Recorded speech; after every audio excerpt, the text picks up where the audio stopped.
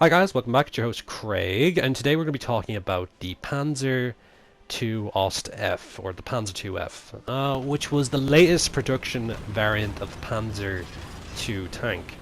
The serial production of the vehicle was meant to be an answer for new tank formations, as medium tanks were produced in very insufficient quantities.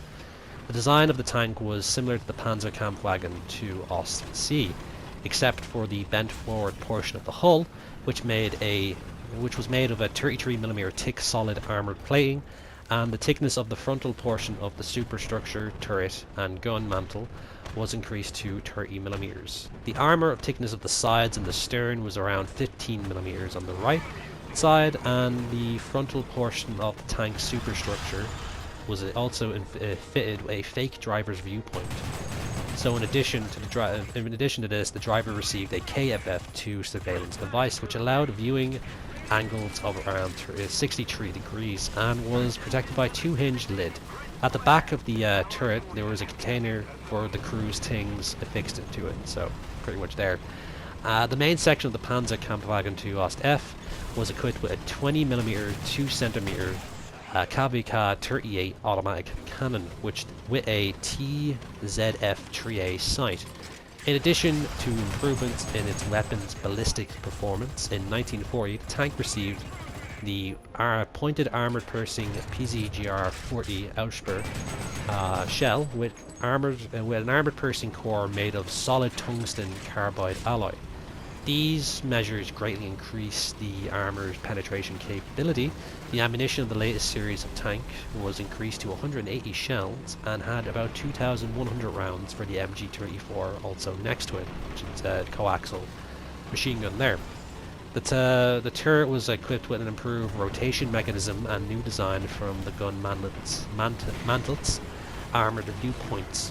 From 1941 to 1942, the four companies, MAN, Daimler-Benz, FAMO, and MIAG, produced a total of 533 of these tanks. The tank was extensively used until the end of 1942, when self-propelled anti-aircraft guns, tank destroyers, and flame tanks were being designed at this variant stage.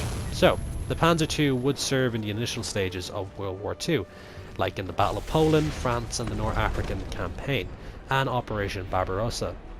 As Germany's most numerous tank by 1940, there was about 1,000 Panzer Is and IIs, but only 381 Panzer IIIs and around 290 Panzer IVs.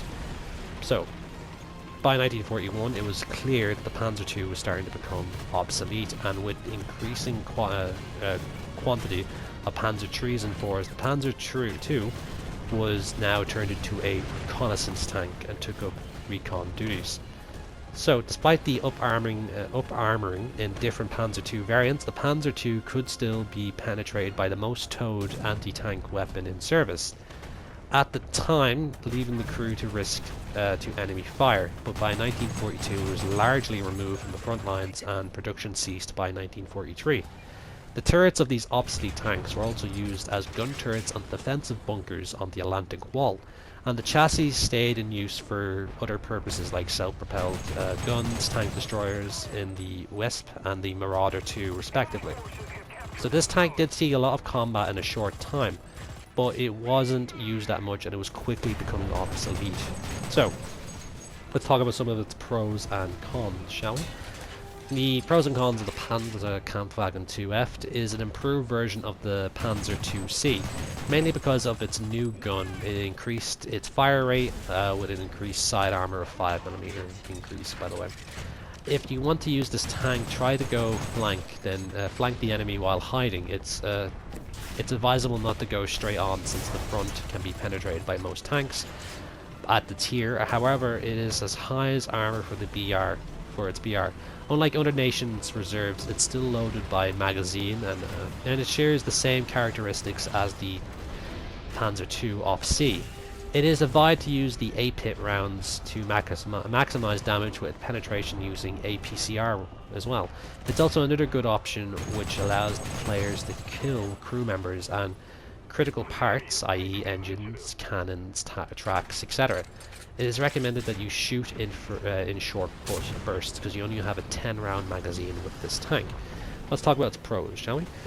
Well, that was the tactics first. Now we're going to talk about the pros. It has a good armor for a 1.0 BR tank. It has a fast-firing cannon allowing easy kills. It has a good muzzle velocity and accurate gun. Its cons, though, it only has 3 crew members, and it has a low penetration, unlike any other nation's reserve, which now is not too bad. It only has 2 cons in my opinion, but it does have very paper tin armor when it comes to fighting a heavier tank. But it is equipped quite well, and using it as a flanking maneuver tank is also an excellent option because you get nice and close and you have a chance to take out the crew, as I said previously, or knocking out vital parts like tracks, the engine, or even damaging the enemy tank's turret so much that they'd be unable to fire their weapon. So the armaments on this one are quite good. It comes with one 2cm KV-30 autocannon, so it has in-game around 150 rounds to 180 rounds. And then it comes with one 7.92mm MG34 machine gun, which has around 1800 rounds. The main armaments weapon, which is the 2cm KV-30, its ammunition capacity is 180 rounds, so 10-round magazines. Its gun depression is around 9 degrees. Its gun elevation is about 20 degrees.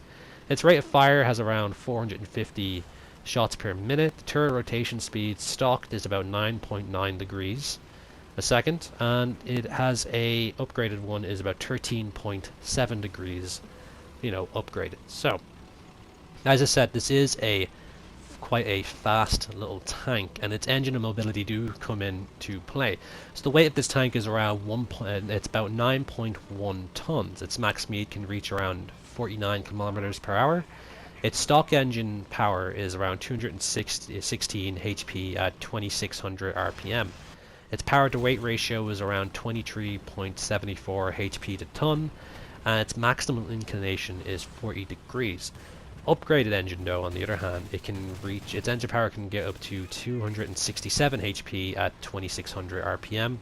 Its power to weight ratio goes to 29.34 HP to ton, and its maximum inclination is 43 degrees there. So, pretty much this tank is an all-well-rounder. If you're going to invade Poland or the early stages of the war, as it said, this tank only stayed in the battle on the front lines for about 2 years, till it became very obsolete against the Panzer IIIs and the Panzer IVs. But when obsolescence goes, the Panzer III was also phased out, and then Panzer IVs and Panther tanks started to take over as the main kind of battle tanks for the German army at the time. So overall, using this tank, I have to say I had a lot of fun with it. It is a fast tank when it's not upgraded, but it is a good tank as well, mainly because it's a flanking tank. I'm not really used to that. I'm more of a, I like to have a bit of range when it comes to my tanks when I'm using this game. But overall, it is a great little German reserve tank, and it's quite fun to use. So overall, I said if you are going to go down the German line and go further down to your favorite tank, going through the Panzer II line is not too bad. Well, at the time, it wasn't too bad, but anyway, just to get the tanks that you want to, so you go on to the Panzer IIIs and the Panzer IV tanks or anything like that. This is a good stage one to let you practice mobility movement as one of these, but it's also a flanker tank, so you basically learn how to use it basically as a sniper rifle, but keeping it going further and further, of course. So guys, that's pretty much it for the moment. I really hope you enjoyed these videos that I do about tanks. It's awesome, and going through the history and development of it. So yeah guys, if you liked the video, if you want to leave a like down there, just hit the little thumbs up button, and if you want to leave a comment as well, and if you really want to see me do a particular tank on the light tank series or the medium to heavy tank series, go for it. I will be able to do that hopefully, and I'll have to unlock it if I don't. So yeah, but anyway, that's pretty much it for the moment guys. I hope you enjoyed the video, and I'll see you next time on RTC. See you guys.